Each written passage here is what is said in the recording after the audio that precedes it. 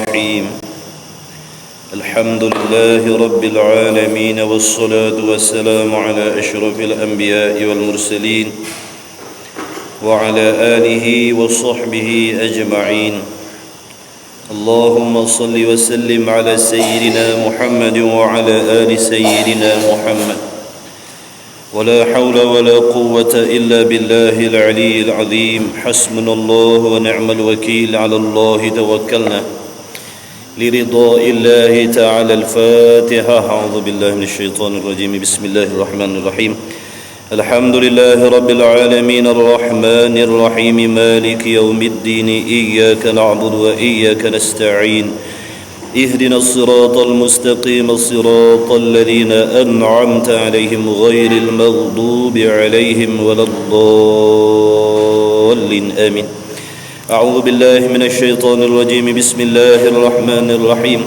الحمد لله رب العالمين والصلاة والسلام على أشرف الأنبياء والمرسلين وعلى آله وصحبه أجمعين سبحانك لا علم لنا إلا ما علمتنا إنك أنت العليم الحكيم اللهم افتح علينا حكمتك وانشر علينا من خزائن رحمتك يا أرحم الراحمين ربنا زدنا علما وفهما يا كاشف المشكلات اكشف الحجب عن وجوه هذه المعاني حتى نطلع على خفيات هذه المسائل واحفظنا من الخطأ والضلال فأنت موفق كل أمر وأنت علام الغيوب برحمتك يا أرحم الراحمين وهب لنا يا وهاب علما وحكمة ولرزق يا رزاق كلنا مسهلا وبالخير يا فتح فافتح لنا يا الله بالهدى وبالعلم كلنا يا عليم فضلا اللهم علمنا ما جهلنا وذكرنا ما نسينا اللهم اجعل أعمالنا خالصة لوجهك الكريم إنك على كل شيء قدير ولا حول ولا قوة إلا بالله العلي العظيم وصلى الله على سيدنا محمد وعلى آله وصحبه وبارك وسلم والحمد لله رب العالمين آمين يا رب العالمين أما بعد السلام عليكم ورحمة الله وبركاته Alhamdulillah, segala puji bagi Allah Subhanahu wa taala. Dengan rahmatnya, dengan taufiknya, dengan kemurahannya. Pada malam ini kita dapat bertemu lagi. Allahumma salli ala sayyidina Muhammad. Sama-sama kita berhimpun di dalam majlis ilmu. Mudah-mudahan antum sekalian para muhibbin, para pencinta majlis ilmu senantiasa berada di dalam rahmat dan redha Allah Subhanahu wa taala. Mudah-mudahan kehadiran kita berbekalkan niat yang ikhlas. Mudah-mudahan Allah taala mengurniakan kepada kita segala kelebihan yang dijanjikan oleh Allah kepada mereka-mereka yang ikhlas menuntut ilmu. Insya-Allah amin ya rabbal alamin.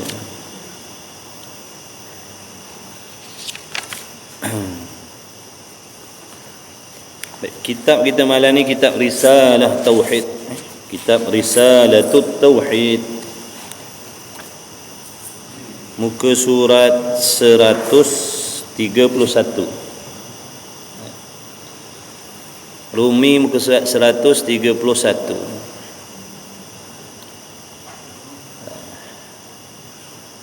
Baik.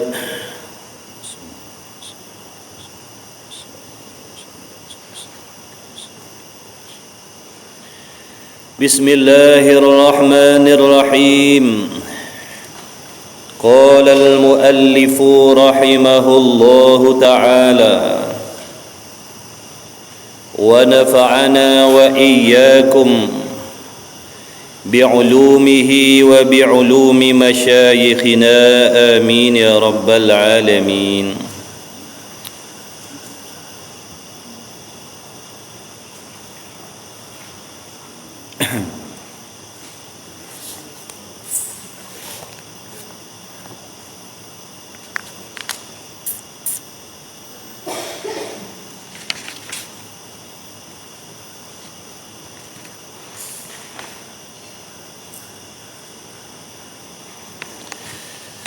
Kita di dalam tajuk kepercayaan terhadap hari yang kemudian. Tajuk tu tak habis lagi. Baik. Jadi kata musannif rahimahullahu taala, kepercayaan terhadap hari yang kemudian, kepercayaan dengan makna keyakinan. Mengapa kita muslimin mukminin wajib yakin dengan perkara yang bersangkut paut dengan hari yang kemudian ataupun hari kiamat? Yang pertamanya kerana nak mengesahkan yang kita orang beriman. Kerana makna iman itu adalah pegangan dan kepercayaan di dalam hati seseorang terhadap apa sahaja perkara yang dikhabarkan oleh Nabi Muhammad sallallahu alaihi wasallam. Maka barang siapa yang meragui tentang hari kiamat, bermaksud dia meragui Nabi sallallahu alaihi wasallam. Maka rosaklah imannya, rosaklah akidahnya. Barang siapa yang syak, barang siapa yang ragu-ragu, barang siapa yang berbolak-balik hatinya tentang kiamat, tidak syak lagi mereka itu adalah di kalangan orang yang tidak beriman dengan Allah dan Rasul. Wal'iyadha billah min dhalik. Ada pun orang yang yakin, yang beriman dengan apa yang dikhabarkan oleh Nabi sallallahu alaihi wasallam. Contohnya perkara yang bersangkut paut dengan hari kemudian, hari akhirat.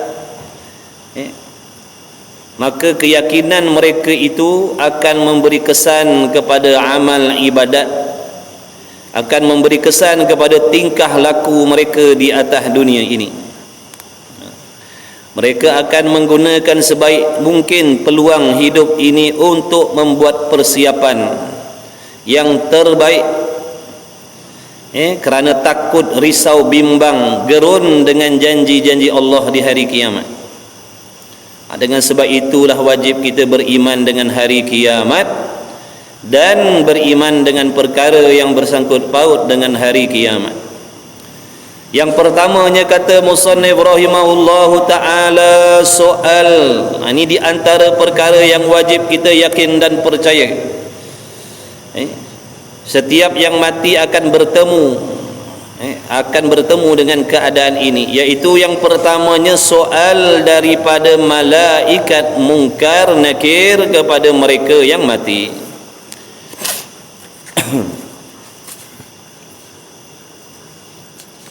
Wajib setiap laki-laki dan perempuan yakin, makna sepenuh-penuh hatinya yakin bahawasanya kita ni apabila mati, tidak kisah ataupun tidak hirau bagaimana keadaan dan kelakuan mati, sama ada mati terkejut ataupun mati tidak terkejut. Apa mati tidak terkejut? Sebelum mati Allah Ta'ala memberi bala ataupun percubaan dengan sakit contohnya. Ada sakit berminggu-minggu, sakit 2, 3, 4 hari, kemudian baru nyawanya diambil oleh Allah. Sakit berminggu-minggu, berbulan-bulan, baru Allah ambil nyawa dia. Maka itu suatu rahmat daripada Allah terhadap mana-mana mereka yang nak mati, seandainya sebelum matinya itu diingatkan oleh Allah dengan diberi sakit. Kerana di dalam waktu mereka sakit itulah perlu bersangka baik dengan Allah Subhanahu wa taala. Itu yang ulama pesan. Orang yang dekat dengan mati kena memperbaikkan sangkaannya kepada Allah, yang mana Allah Ta'ala akan mengampunkan segala dosa-dosanya. Orang yang nak mati kena sangka baik dengan Allah, kena harap dengan Allah mengampunkan segala dosanya.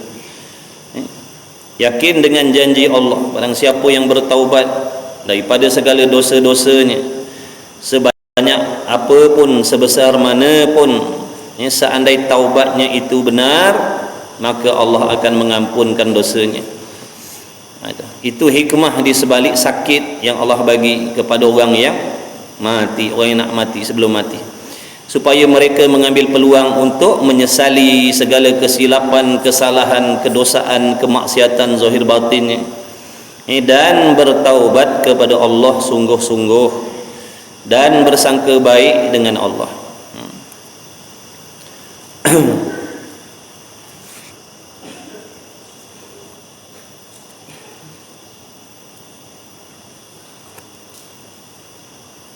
Seperti mana yang dikatakan oleh Sayyidina Abu Hurairah radhiyallahu taala anhu, bahwasanya Nabi sallallahu alaihi wasallam bersabda, ia apabila mati seseorang hamba itu kemudian ditanam akan dia di dalam kuburnya, maka dikembalikan rohnya itu. Bila kita mati besok, bila kita dah masuk dalam alam barzah, bila kita dah dimasukkan ke dalam alam barzah, dah masukkan dalam kubur, cerita kubur ni sebab pada adatnya, kebiasaannya setiap orang yang mati pasti dikuburkan, itu pada adat. Dia tak jadi syarat sebenarnya. Orang yang nak bertemu dengan malaikat Munkar Nakir ni tidak syarat ditanam, meskipun dia mati tidak dikuburkan. Contohnya tidak dijumpai jenazah dia, ataupun dia mati dimakan binatang buas contohnya, mati kelemasan contohnya, mati kebakaran sampai tak tinggal apa dah, tetap rohnya akan bertemu dengan malaikat Munkar dan Nakir. Jadi kata Nabi sallallahu alaihi wasallam, bila seorang tu tadi mati, bila dah dihantar, kemudian beberapa ketika selepas daripada tu, maka dikembalikan rohnya. Roh kita tu akan dikembalikan semula, dimasukkan semula ke dalam tubuh badan kita. Maka pada waktu itu keadaan, perasaan sama seperti mana sekarang. Macam mana kita rasa sekarang? Kalau ada angin rasa sejuk, kalau tak ada kipas rasa panas, kalau duduk seorang-seorang rasa takut. Sama. Kerana roh tu dikembalikan balik. Untuk apa? Untuk bersoal jawab dengan malaikat Munkar Nakir. Kata Nabi sallallahu alaihi wasallam, apabila rohnya itu dikembalikan, maka didudukkan akan dia. Duduk dalam kubur tu, dibangun dengan balik, didudukkan. Ini perkara ghaib. Wajib percaya kerana perkara ini dikhabarkan oleh Nabi sallallahu alaihi wasallam. Meskipun kita gali kubur tu contohnya, ataupun buat kubur daripada cermin contohnya, takkan nampak. Tetap kita tengok mayat tu terbaring macam tu lah. Tapi inilah yang dikhabarkan oleh Nabi sallallahu alaihi wasallam. Bila mati, nanti roh kita akan dikembalikan oleh Allah. Kemudian mayat tadi akan didudukkan.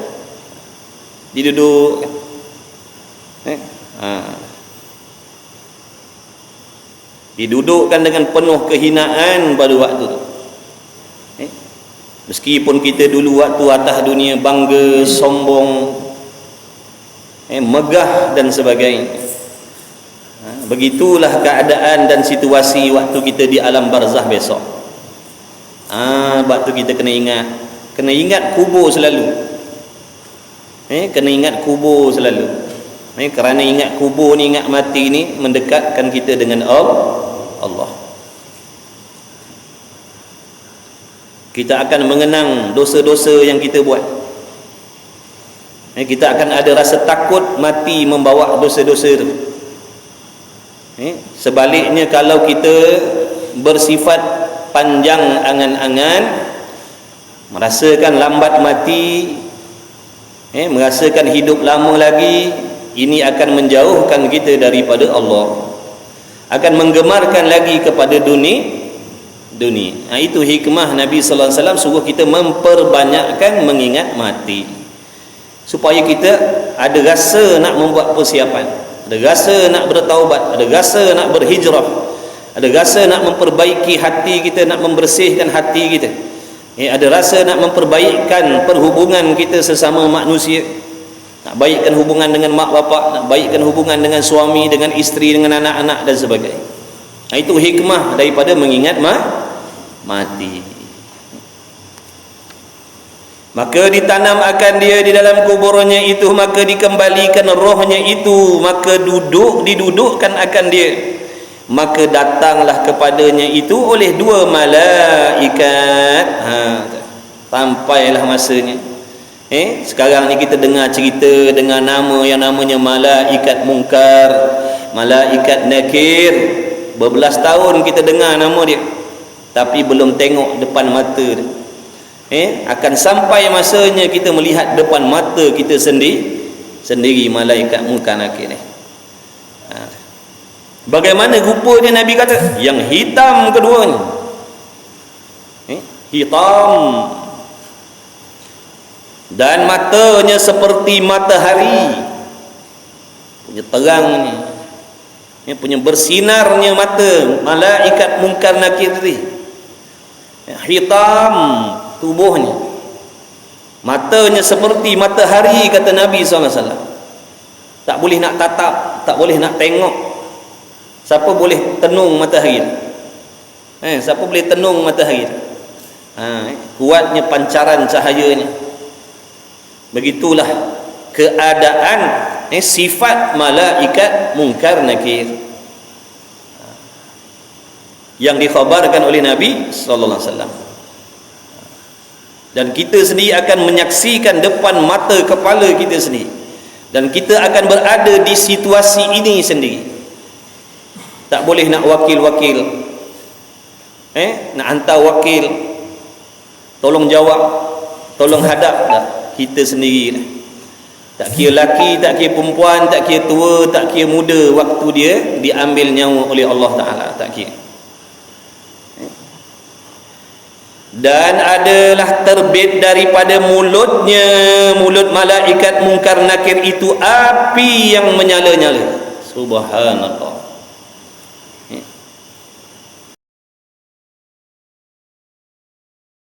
Terbit makna keluar daripada mulut malaikat mungkar nakir tadi api yang menyalanya. Cuba kita bayangkan waktu tu kita seorang diri, suami kita tak teman, isteri kita tak teman, kawan rapat kita tak teman, kawan sepengajian kita tak ada, anak-anak yang kita bangga-banggakan dulu tak ada, rumah mewah kita tak tolong lindung kita, pakaian hebat kita tak ada bersama kita. Nak menghadapi malaikat mungkar nakir yang begitu menggerunkan, begitu menakutkan. Kalau yang mati ni tadi orang fasik, memang dia akan merasakan ketakutan yang sangat dahsyat. Kalau dia yang mati tadi orang soleh, kedatangan malaikat mungkar nakir ni membawa khabar gembira bagi dia. Dia jadi seronok. Kata ulama, datangnya malaikat mungkar nakir di sisi orang soleh, orang solehah, orang bertakwa ni, datang sekadar nak menemani, nak menghilangkan kesunyian, bukan datang nak mengazab seperti didatangi kepada orang fasik, orang kafir. Maka dengan sebab itulah kita kena berusaha menjadi hamba yang soleh, yang solehah, yang bertakwa, yang bersih hati kita. Jangan selalu terpengaruh, terikut dengan nafsu dan syaitan dalam diri kita. Yang mana nafsu syaitan dalam diri kita ni memang senantiasa mengajak kita membuat maksiat. Memang kerana mereka tidak mahu kita mendapat kesenangan dan kemenangan di hari kiamat besok. Sebab tu dia tak pernah dan tak akan meninggalkan kita untuk menghasut kita, supaya membuat benda-benda yang tidak diredha oleh Allah. Nauzubillah. Jadi terbit daripada mulutnya api yang menyala-nyala. Satu namanya, kata Nabi SAW, itu nakir, dan satu namanya itu mungkar. Maka bertanya keduanya itu akan mayat dengan katanya, ma kunta taqulu fin nabi. Mana artinya apa yang kau nak katakan kepada Nabi Muhammad SAW itu? Maka jikalau adalah mayat itu mukmin, kalau adalah mayat itu tadi orang yang benar-benar beriman. Apa maksud beriman? Orang yang benar-benar di dalam hatinya memiliki akidah yang betul terhadap Allah dan Rasul. Maka berkatalah ia, Nabi Muhammad SAW itu ialah hamba Allah dan Rasulnya, dan naik saksi aku bahawasanya tiada Tuhan yang disembah melainkan Allah, dan naik saksi aku bahawasanya Nabi Muhammad SAW itu pesuruh Allah Ta'ala. Maka berkatalah dua malaikat itu bahwanya adalah kami ketahui akan bahwanya engkau mengatakan akan yang demikian itu. Kemudian maka diluaskan baginya kuburnya itu 70 hasta dalam dan 70 hasta lebarnya. Bila dia dapat jawab tadi tu, maka diluaskan kuburnya 70 hasta. Dan diterangkan baginya di dalam kuburnya itu, kuburnya jadi cerah, kuburnya jadi terang. Ni tadi siapa tadi? Orang soleh, orang yang taat kepada Allah. Maka berkatalah mayat itu bagi malaikat itu, tinggalkan olehmu akan daku, kembali kepada ahliku. Wahai malaikat, kau tinggalkanlah aku, kau pulangkanlah aku kepada ahli keluargaku, supaya aku khabarkan mereka itu yang aku dapat senang di dalam kubur ini. Mayat tadi minta izin kepada malaikat agar dikembalikan kepada ahli keluarga. Sebab apa? Nak bagi tahu yang dia mendapat kesenangan di dalam kubur. Adakah malaikat mengizinkan? Allah izinkan? Tak, Allah takkan izinkan. Allah takkan izinkan. Meskipun nak kembali tadi dengan nak mengkhabarkan cerita baik. Maksudnya kalau Allah kehendak dan kalau Allah izinkan, tak kira yang mati tadi soleh, tak kira yang mati itu tadi fasik, kedua-dua ni akan minta kembali kepada Allah. Yang soleh ni nak kembali, nak balik bagi tahu anak bini, beramal soleh lah, solatlah, jaga aurat lah, bersihkan hati lah, jaga akidah lah dan sebagainya. Beramal dengan amalan soleh, pasti kau akan dapat kesenangan seperti mana yang aku sedang nikmati kecapi di dalam kubur. Itu kalau orang yang soleh tadi. Ada pun orang yang celaka, yang fasik tadi, balik nak bagi tahu, janganlah kau buat maksiat begini, jangan buat maksiat begitu. Kerana aku ni mendapat azab yang sangat-sangat dahsyat di dalam kubur. Janganlah kau buat dosa, jangan kau buat maksiat. Tapi kedua-duanya tidak diizinkan oleh Allah.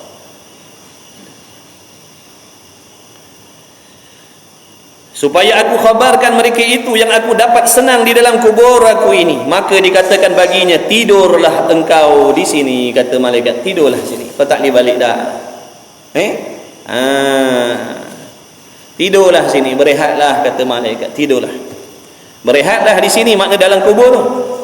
Seperti tidur mempelai yang tiada membangunkan akan dia itu melainkan yang terlebih kasih daripada ahlinya kepadanya, maka adalah mayat itu tidur hingga dibangkitkan akan dia oleh Allah Ta'ala daripada tempat tidurnya itu pada hari kiamat. Bila bangun hari kiamat besok, tidur nyenyak macam pengantin, menikmati, mengkecapi nikmat-nikmat yang Allah janjikan di dalam kubur. Duduklah seronoklah tu,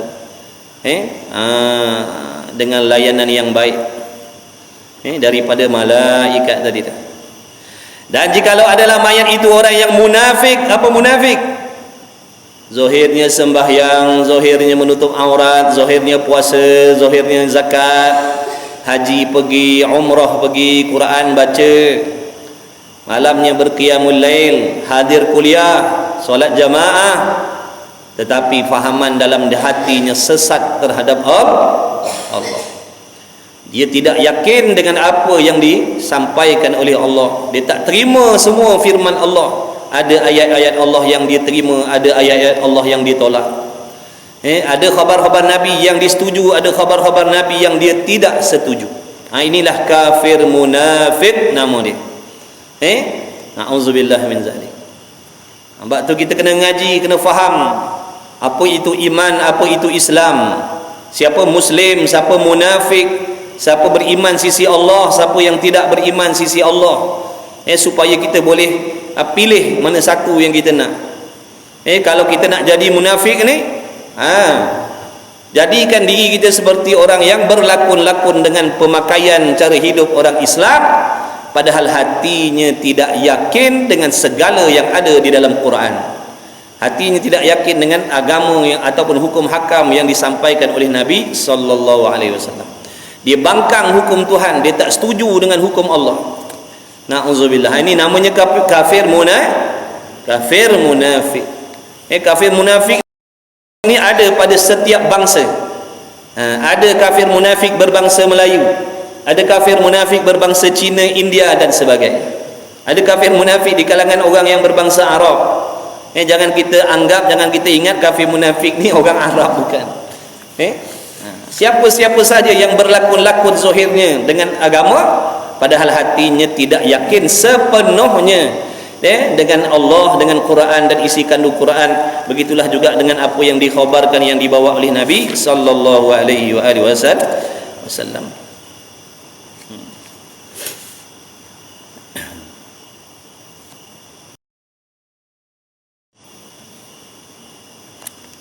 Baik. Kemudian nikmat ataupun azab kubur. Wajib yakin adanya nikmat dan azab dalam kubur. Nikmat ni untuk orang yang diterima oleh Allah Ta'ala. Dan azab kubur bagi orang fasik dan orang kafir. Orang fasik ataupun orang munafik. Di kafir ada dua. Satu kafir asli, satunya kafir munafik. Kafir munafik ni tak nampak, sebab zahirnya berkopiah juga. Zahirnya pakai songkok, zahirnya pakai kopiah, baju Melayu, pakai jubah, pergi masjid. Tu kafir munafik tak nampak. Yang tahu dia kafir munafik hanya Allah. Tapi kadang-kadang terzahir juga daripada mulut dia. Kadang-kadang pecah rahsia juga daripada lidah dia sendiri. Nak sorok-sorok pun terzahir juga daripada lidahnya. Contohnya dia kata, aku tak berapa setuju dengan Quran tu sepenuhnya. Itu dah bukan kafir munafik dah, itu jadi kafir terang-terang dah. Sebab perkataan tu perkataan yang memurtadkan diri dia. Na'udzubillah tadi. Kafir asli, kafir munafik, kafir murtad. Ni kafir asli, satunya kafir sebab murtad, yang ketiganya kafir sebab munafik, bermuka-muka dengan Islam padahal hatinya tidak yakin dengan Quran dan isi kandung Quran.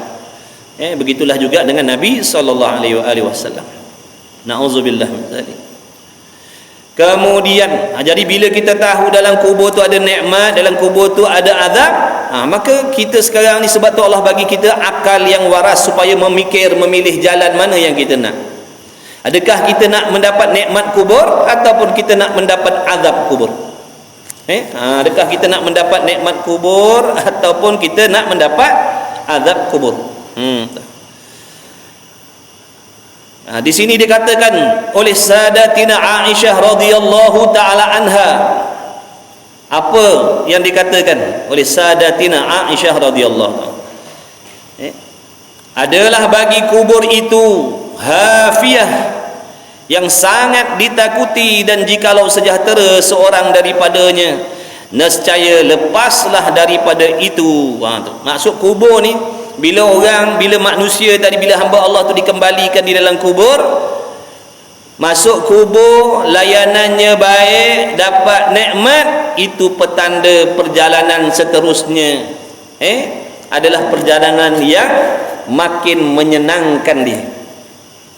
Itu tanda-tanda ni. Kalau masuk kubur dapat layanan baik dah, malaikat muka nakir sambut dengan baik dah, datang dengan keadaan parah rupa yang menyenangkan, itu petanda perjalanan yang seterusnya akan menggembirakan dia.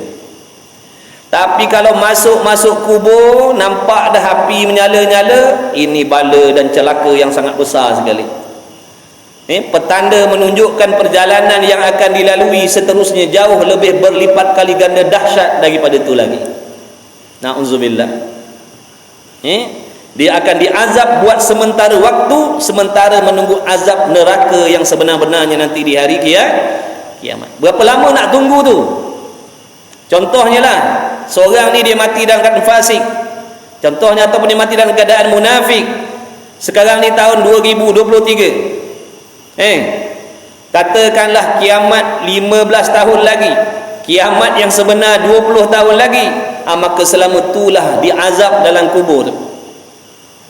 Selama itulah tak henti-henti pagi petang siang malam duduk dalam azab dalam kubur tu, sementara nak menunggu azab neraka yang benarnya. Na'udzubillah. Boleh tahan agak-agak? Kita pening pun menonggeng dah. Pening kepala pun menonggeng dah kita. Na'udzubillah. Tak ada siapa yang sanggup. Tapi nafsu kita ni degil. Nafsu kita ni sombong, merasakan diri boleh tahan. Padahal Allah uji dengan sakit gigi je. Tak tentu harga hidup dah. Allah uji dengan masalah je, bunuh diri. Allah uji dengan masalah, bunuh diri, tak tahan dengan masalah. Na'udzubillah. Ni azab kubur. Na'udzubillah. Jangan sombong. Sebab tu kita kena merendah diri dengan Allah. Ya Allah, aku lemah, aku tak kuasa. Aku fakir, aku hakir, aku zalim atas diri aku, ya Allah. Aku sombong, ya Allah. Aku ni jahat, aku ni maksiat. Aku takut, aku gerun dengan janjian azab-Mu, ya Allah. Aku takkan sanggup nak hadap, ya Allah.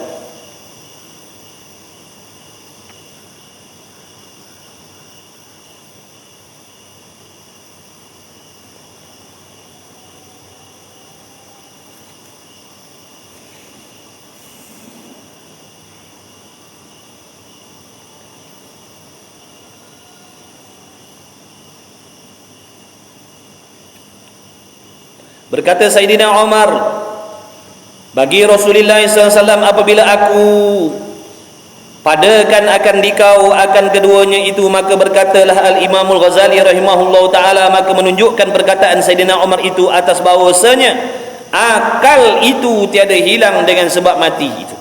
Seperti yang tersebut dahulu. Makna kita ni kalau mati duduk dalam kubur tu, kita sama waras seperti sekarang. Sekarang ni kita waras, sekarang ni kita berakal. Sekarang ni kita boleh membezakan mana bersih, mana kotor, mana sedap, mana nikmat, mana tidak. Macam itulah waktu kita di dalam kubur nanti.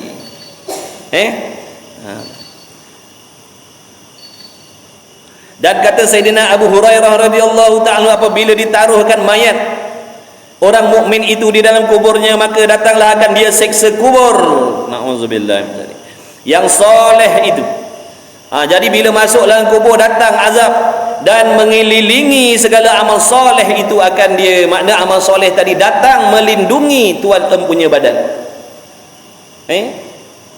Amal solehnya akan mengelilingi tubuh orang yang soleh tadi daripada mendapat azab di dalam kubur. Itulah dalilnya amalan yang tuan-tuan puan-puan sedang buat ni lah yang akan tolong tuan-tuan besok dalam kubur, bukan orang lain dah. Tapi pastikan amal tu betul dan diterima oleh Allah. Sebab tu kita nak beramal ni kena fikir, kena fahamkan niat yang ikhlas, akidah yang betul dan sebagainya. Jangan beramal mengikut nafsu. Memang beramal, tapi nanti kalau tak diterima oleh Allah, takkan ada amal yang nak melindungi kita di dalam kubur. Sebab tu kita ni disuruh belajar, disuruh mengaji, supaya amalan kita tu betul. Dan amalan yang betul ni lah nanti yang akan menolong kita dalam kubur besok. Bini tak peduli dah. Bini tak pedulikan ke kita dah. Dia menangis 2-3 hari je. Laki pun macam tu lah. Laki lagi lah tak kisah.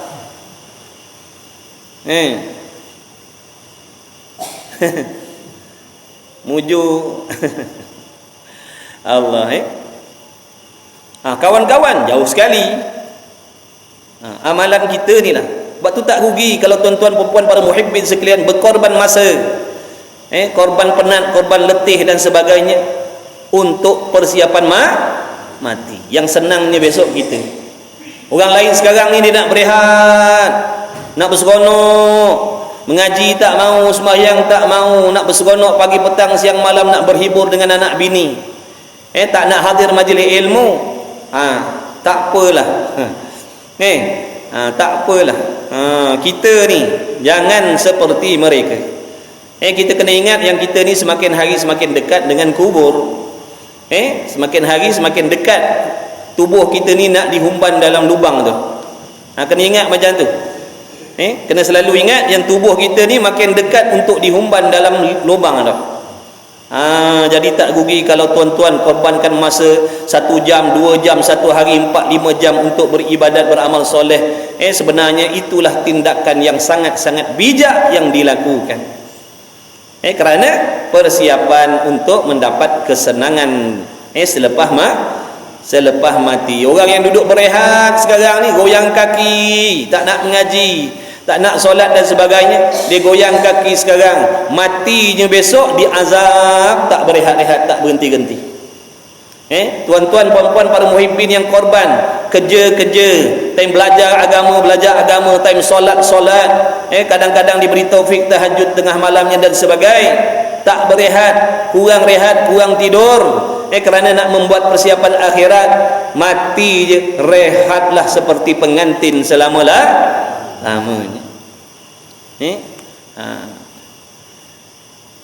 Itulah orang bijak. Dia nak susah tu, biarlah susah sekejap. Atas dunia ni biarlah susah sekejap, tak bebas sekejap, tak seronok sekejap, supaya tidak terlepas kesenangan, kegembiraan yang selama-lamanya. Ini baru cerdik nama dia.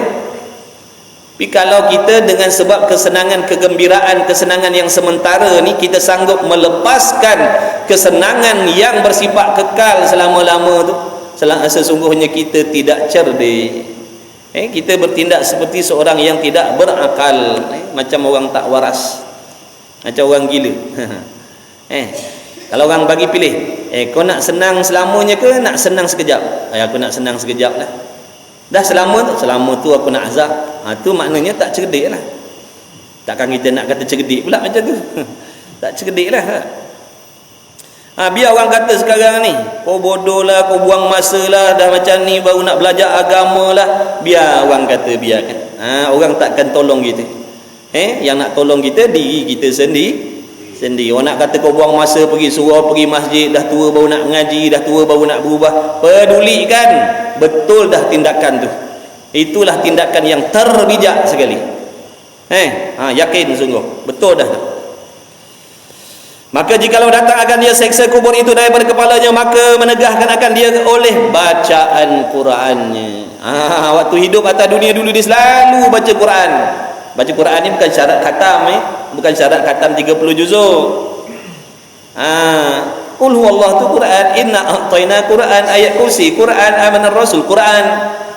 Dia banyak baca Quran, setiap hari ada baca Quran, dalam solat baca Quran, luar solat pun ada baca Quran. Bukan syarat khatam 30 juzuk. Maknanya hidupnya dia suka baca Quran, tiap-tiap hari ada baca Quran. Kata ulama paling tidak satu hari 100 ayat. Kena ada, kena baca. Tak kisahlah ayatnya panjang-panjang ke ayatnya pendek-pendek. Jadi bacaan Quran yang ikhlas tadi itulah yang akan melindungi dirinya, kepalanya daripada diazab oleh malaikat. Jadi malaikat nak hentam kepala dia. Malaikat nak hentam kepala dia, nak belasah kepala dia. Datang bacaan Quran menyelamatkan dia. Jadi belajarlah baca Quran.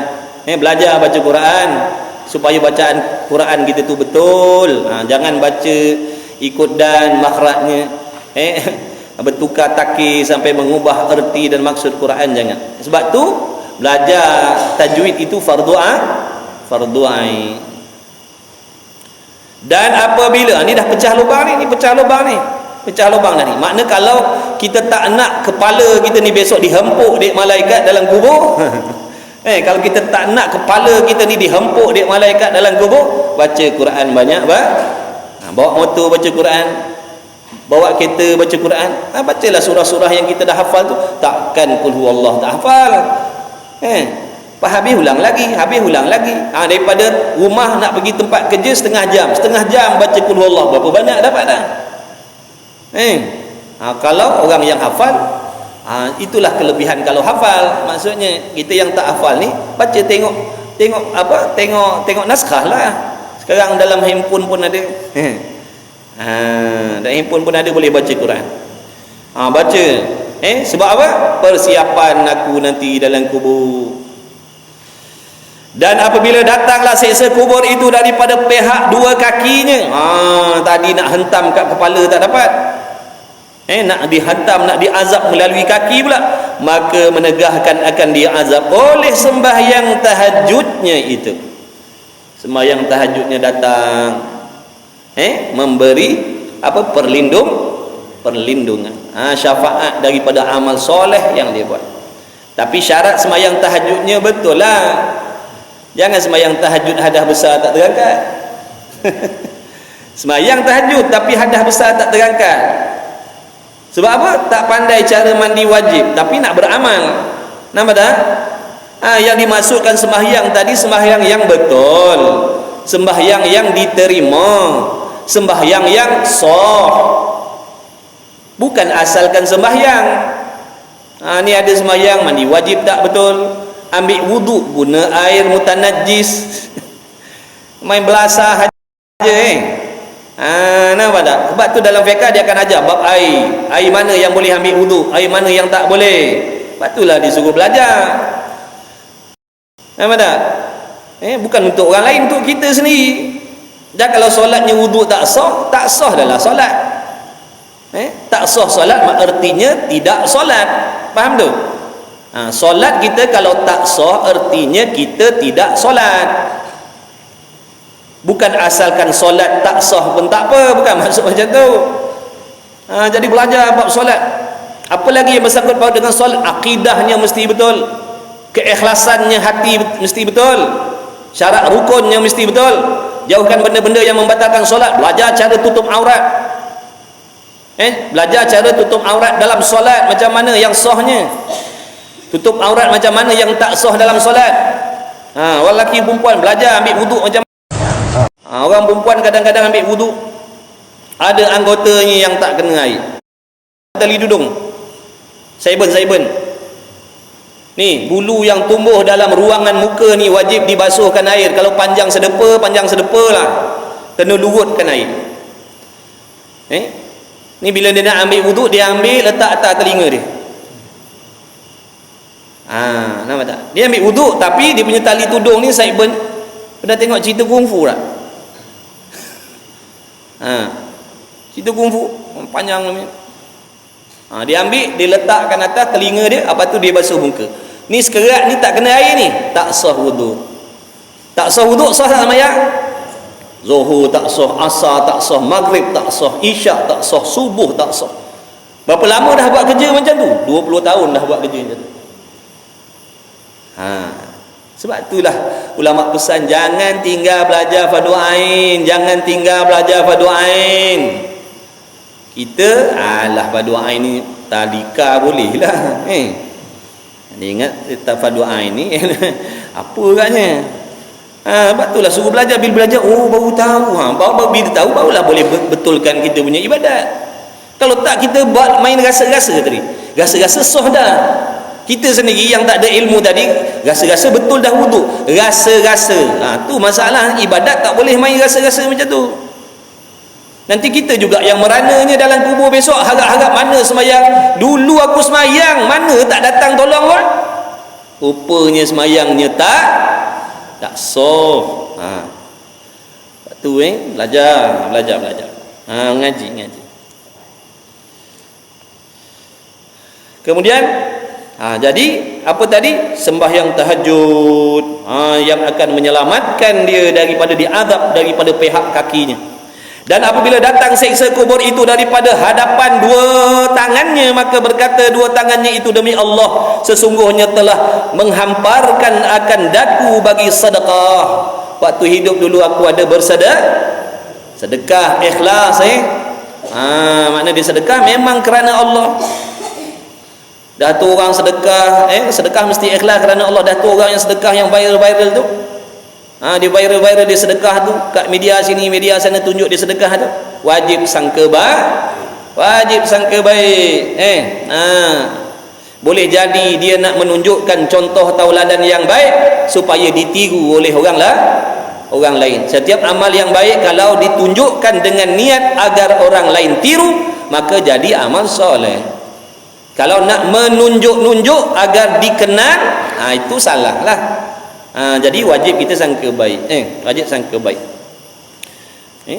Ataupun dia pemurah, tapi pemurah dia kerana dunia. Dia memang kalau minta memang bagi. Kalau minta dia memang bagi, dia takkan tahan hartanya. Siapa datang minta dia memang bagi. Tapi niat dia apa? Supaya namanya disebut-sebut sebagai orang yang pemurah. Na'udzubillah min dzalik. Pun tak dapat tu, tak ikhlas. Makna dia menjadi pemurah kerana ada tujuan dunia, supaya masyhur, supaya orang tahu nama dia. Bila sebut orang akan kenal, oh dia tu orang yang pemurah. Dia nak tu.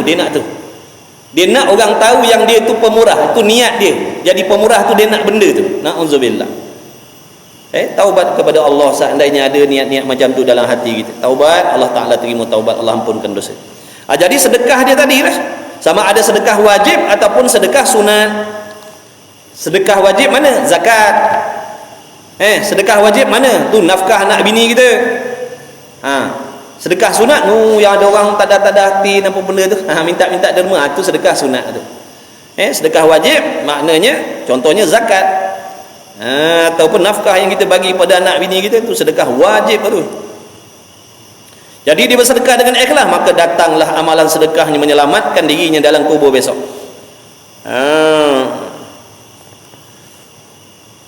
Dan Allahumma salli alaihi wasallam, dan bagi minta doa itu, kerana tangan dia selalu mendadah tangan atas dunia dulu minta doa dengan Allah, maka tiada bagimu jalan atas berkehendak menyiksa akan daku, katanya mayat tadi. Tak ada jalan kau nak siksa aku ni. Wahai malaikat, tak ada jalan kau nak azab aku. Makna aku ni sejahtera, aku ni selamat. Itu cerita kubur. Cerita kubur. Inilah cerita kubur. Di antaranya banyak lagi cerita kubur tu.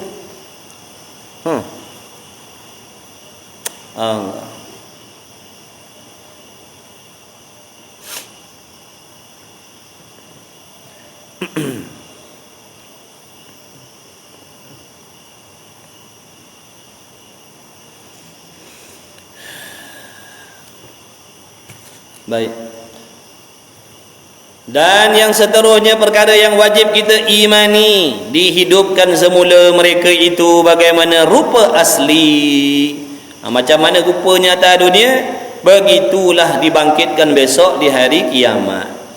Ni sebelum masuk syurga. Bila masuk syurga besok sempurna dah. Cantik dah, lawa dah. Meskipun dia di atas dunia dulu dia tak cantik, contohnya dia tak sempurna, contoh anggota dia waktu bangkit daripada kubur macam tu. Tapi nanti selepas dihisab amalannya, bila dah dapat keputusan yang dia tu berjaya, amalnya diterima oleh Allah, masuk syurga je, Allah ubah keadaan kejadiannya jadi manusia hamba Allah yang paling sempurna keadaan ni. Comel, loteh, handsome, kacak, segak, tampan, gagah dan sebagainya. Kalau yang perempuan tu paling cantik lagi, nak bandingkan dengan bidadari, perempuan muslimah itulah lagi cantik, lagi hebat, paras rupanya berbanding dengan bidadari itu sendiri. Bidadari itu hebat lah. Maknanya perempuan muslimah yang bertakwa kepada Allah, kalau dia isteri yang taat dengan suaminya, taat pada ibu bapanya, taat dengan suaminya, jaga maruah dirinya, nanti di dalam syurga keadaan kejadian yang Allah akan jadikan dia jauh lebih cantik, sempurna dari bidadari. Tak payah pakai makeup, shadow sini tak payah. Suntik sini, suntik sana. Tak payah. Takkan kendur kulit-kulitnya nanti di hari kiamat. Dalam syurga tu dah. Sentiasa muda. Sentiasa terik kulit ni. Bukan cerita dongeng ni. Cerita sungguh ni. Ulama duk ambil daripada hadis-hadis Nabi, bukan daripada khayalan dan angan-angan dia dah. Bidadari itu cantik dah. Sebab tu bidadari ni dia marah kalau isteri-isteri atas dunia ni menderhakai suami. Marah dia. Marah dia, cemburu dia. Kenapa kau buatkan? Kenapa kau perilaku macam tu pada pasangan aku macam tu? Kenapa kau buat pada dia begitu? Marah dia. Apa tak? Cemburu dia. Cerita dalam kitab ni, bidadari-bidadari itu semuanya dah tertulis nama-nama tuan empunya, di dadanya tulis dah nama. Polan bin Polan tulis. Sebut dalam kitab Taklimul Aulad tu. Bidadari itu tulis dah nama. Siapa? Mamat Lembu. Dah dijaga lembu. Mamat Lembu. Contohlah, tulis nama dah kat dada dia, tak tukar dah dengan orang lain. Kita punya bidadari, kita punya, orang lain. Kemudian isteri yang solehah, yang bertakwa tadi, jadi ketua dia. Jauh lebih cantik, jauh lebih lawa daripada bidadari lagi. Subhanallah, maha suci Allah, hebat Allah yang menjadikan. Anak jadilah isteri yang bertakwa, yang taatkan suami. Selagi arahan suaminya tidak melanggar syariat, patuhlah, taatlah.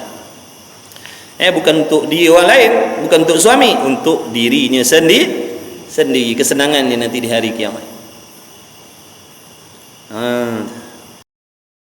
Kalau kulitnya gelap-gelap lah besok bangkit daripada kubur, tapi sementara sebelum masuk syurga tukar jadi cantik dah, lawa dah. Allah. Kemudian dihimpunkan di padang mahsyar. Sekadar anggaran umur 30-an keadaan orang yang menghuni syurga besok, baik laki-laki baik perempuan. Dah tu kalau orang laki-laki ada pasangan bidadari, kalau orang perempuan yang bujang atas dunia tak kahwin sampai mati, siapa nak teman dia? Siapa nak teman dia? Atas dunia dia tak pernah kahwin pun, dia duduk seorang. Tapi dia beramal soleh, dia jaga maruah diri dia. Walaupun dia tak bernikah, dia jaga pergaulan dia, dia jaga maruah dia, dia jaga agama dia, dia jaga aurat dia. Di hari kiamat besok dalam syurga, Allah akan memberikan dia pasangan laki-laki dunia yang apabila dia terima pasangan tadi, dapat pasangan laki-laki dunia tadi, rasanya, seronoknya, megahnya sama seperti laki-laki yang diberikan bidadari. Dia punya seronok itu sama. Seronok itu sama. Dah kalau dia banyak laki, laki dia ada 10 orang, macam mana? 10 orang laki dia atas dunia, dia ada 10 orang laki. Kahwin seorang, selang seminggu meninggal laki yang pertama. Habis edah, kahwin laki yang kedua pula, selang 2 minggu meninggal laki kedua. Sampai 10 orang tanpa dia meninggal pula. Dah mana satu yang akan menemani dia dalam syurga besok? Ada ulama kata yang paling akhir, suami yang terakhir itulah yang akan teman dia besok. Ada kata ulama, suami yang paling soleh dan bertakwa di kalangan ramai-ramai itu. Dalam 10 orang tu siapa yang paling bertakwa sisi Allah? Itulah pasangannya dalam syurga besok. Dan kalau datang dunia di bini ramai, tu tak ada masalah tu. Kalau bini ramai tak ada masalah. Dihimpunkan, tapi tak ada main tarik-tarik rambut dah, tak ada dah tarik rambut tak ada. Tarik rambut baling batu lesung tak ada dah. Tu kat dunia je. Cubaan. Untuk sementara. Dalam syurga Allah akan angkat perasaan cemburu yang ada dalam hati perempuan. Atas dunia ni Allah hiaskan dia dengan cemburu tu. Dalam syurga besok Allah angkat cemburu tu, tak ada dah cemburu, tak ada dah dia main, dia kejarnya bidadari keliling syurga. Cemburu dengan bidadari tak ada. Allahumma salli ala Muhammad. Beramal soleh lah. Mudah-mudahan Allah bagi taufik kita. Dunia ni sekejap je dunia. Susah sekejap je, insya-Allah. Mudah-mudahan Allah jadikan kita orang yang sabar dalam nak mendukung, nak mengikut hukum hakam Allah. Ni memang perit, memang pedih, memang susah, memang menyakitkan. Tapi mudah-mudahan Allah bagi kita sabar yang tinggi. Mudah-mudahan Allah belas kasih atas kita. Amin ya rabbal alamin. kemudian dihimpunkan di padang mahsyar, menerima bagai-bagai hal mengikut iman dan amalan masing-masing. Jadi bagaimana keadaan kita di padang mahsyar besok? Terpulang kepada keimanan seseorang dan amalan seseorang.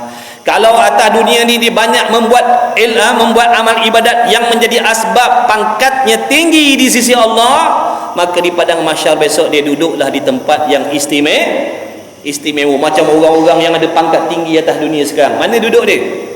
Macam mana rumah dia? Macam mana kenderaan dia? Macam mana pakaian dia? Mewah, betul? Sebab apa? Dia ada pangkat darjat yang tinggi yang dibangsakan kepada pangkat dunia. Dia punya jam 20,000. Kita cak ayam beli RM10 dapat 5. Pun nama pun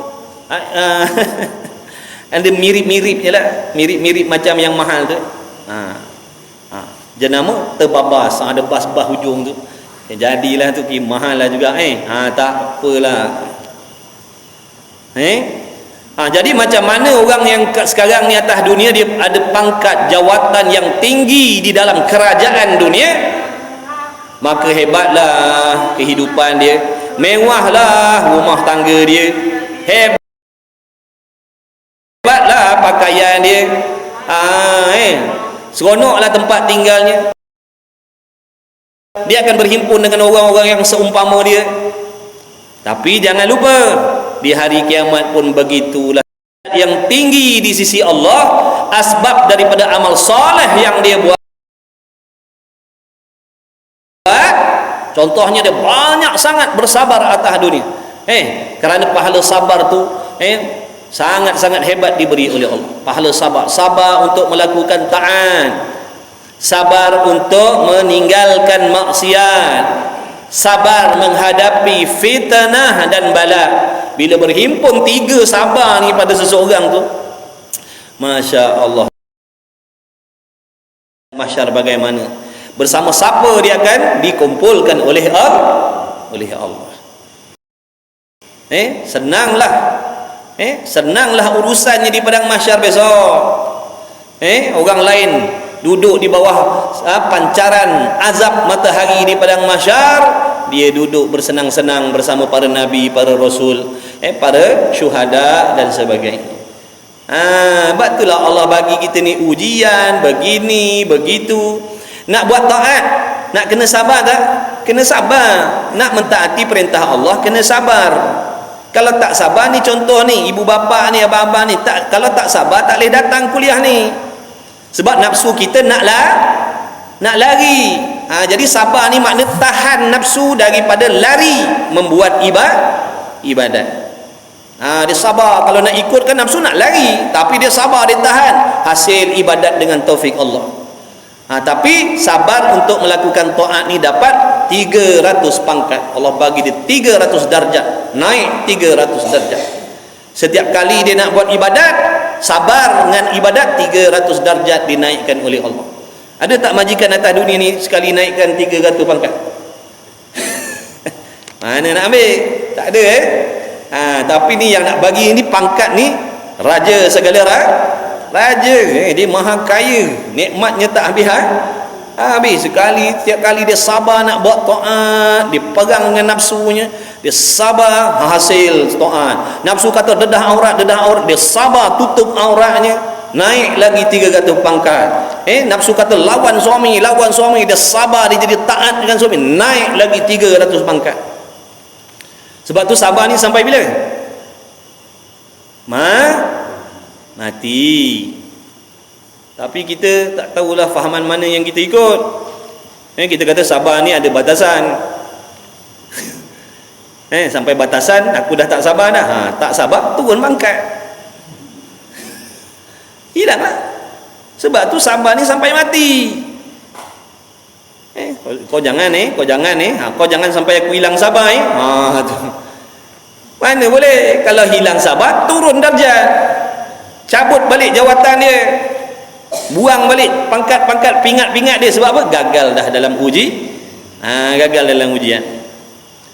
Kalau dia sabar untuk meninggalkan maksiat, Allah tawarkan lebih hebat daripada sabar untuk melakukan taat. Sebab apa? Nak meninggalkan maksiat jauh lebih berat daripada nak membuat apa yang disuruh oleh Allah.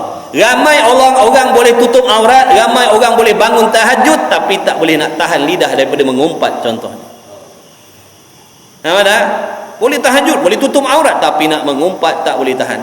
Sebab tu Allah bagi upah yang lebih besar lagi. Siapa dapat tahan diri dari buat maksiat, 600 darjat diberi oleh Allah. Setiap kali datang dugaan nak ajak dia buat maksiat, dia tahan. Sebab nafsu nak pergi buat, nafsu nak pergi buat maksiat, nafsu nak pergi kepada maksiat, dia tahan nafsunya. Dia tahan nafsunya sehingga tidak terbuat maksiat tadi. Naik 900 darjat pula, 600 darjat pula. Kemudian selepas Allah uji untuk membuat benda taat, Allah uji untuk meninggalkan maksiat pula, dia sabar. Kemudian Allah uji dia, nak naikkan lagi darjatnya di sisi Allah. Allah bagi bala pula atas diri dia. Allah bagi bala pula, kesusahan, kepayahan, masalah dalam hidup dan sebagainya. Tu bala. Kesusahan, dia sabar pula dengan kesusahan yang Allah bagi tadi. Disangka baik dengan Allah, dia redha dengan takdir qada qadar Allah, dia terima, dia sangka baik dengan Allah, dia yakin pasti ada hikmah yang baik di sebalik fitnah ataupun ujian-ujian tu. Naik 900 darjat pula dah. Bayangkan kalau dia sempurna ketiga-tiga ni, agak-agak macam mana keadaannya besok di padang mahsyar. Kita yang tak sabar ni melelehlah air liur kita tengok. Melelehlah air liur kita tengok. Orang-orang ni rupanya atas dunia nampak lekeh je, rupanya nanti di sisi Allah dia memiliki kedudukan yang tinggi di sisi raja segala raja, iaitu Allah Ta'ala. Oh, hebatlah. Nanti kita tengok, nanti kita saksikan pada alim ulama, orang-orang soleh, pengarang-pengarang kitab agama yang benar. Tengok nanti bagaimana mereka itu di sisi Allah di padang mahsyar. Sekarang ni kita pandang sebelah mata je. Sebab tidak ada keduniaan pada mereka. Sekarang ni kita pandang lekeh je pada mereka. Dengan sebab tidak ada keduniaan, tidak ada kekayaan, tidak ada kehebatan pada mereka. Tunggu nanti Allah akan nyatakan siapa dia, kekasih-kekasih dia nanti di hari kiamat, bagaimana kedudukan dan kehebatan mereka di sisi Allah Ta'ala. Situlah besok kita baru terhegeh-hegeh memanggil-manggil agar diberi tolonglah, tak ada dah lah. Dia tak lupa siapa yang menyakiti dia atas dunia dulu, siapa yang memusuhi dia atas dunia dulu. Dia ingat siapa yang berbuat baik dengan dia, siapa yang sayang dengan dia. Orang-orang macam ni lah nanti yang insya-Allah akan diberi syafaat. Sebab tu kita ni sejahat-jahat mana pun kena hormat orang alim, kena hormat orang soleh. Jangan dahlah kita kaki maksiat duk kurang ajar pula dengan alim ulama. 2 kali celaka lah jawabnya tu. Sebab tu lah kita ni jahat-jahat pun biar ada akhlak, adab, sopan dengan alim ulama. Jangan biadab. Siapa nak tolong kita besok? Kawan-kawan yang sama waktu dengan kita. Tak adalah orang lain yang kita harapkan selain daripada Nabi SAW. Begitulah juga orang-orang yang dikasihi oleh Allah dan Rasul. Dihimpunkan di padang mahsyar menerima berbagai hal mengikut iman dan amalan masing-masing. Itu kembali kepada amalan kita lah. Kalau kita cerdik, aturkan masa menuntut ilmu yang benar, sehingga amalan kita tu walaupun sikit tapi diterima oleh Allah, maka mulialah keadaannya besok di padang mahsyar. Tapi seandainya atas dunia ni akidahnya sesat, mengikut fahaman-fahaman yang menyimpang, tidak ada bahagianlah. Tak ada bahagianlah. Na'udzubillah. Menyesallah selama-lamanya nanti.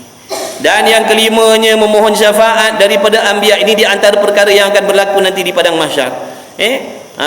Makna akan menolong, meminta pertolongan, bantuan daripada para nabi-nabi. Pak jumpa seorang nabi, Pak jumpa nabi ni, jumpa, nak minta pertolongan agar diselamatkan daripada azab dan kecelakaan besok. Wallahu,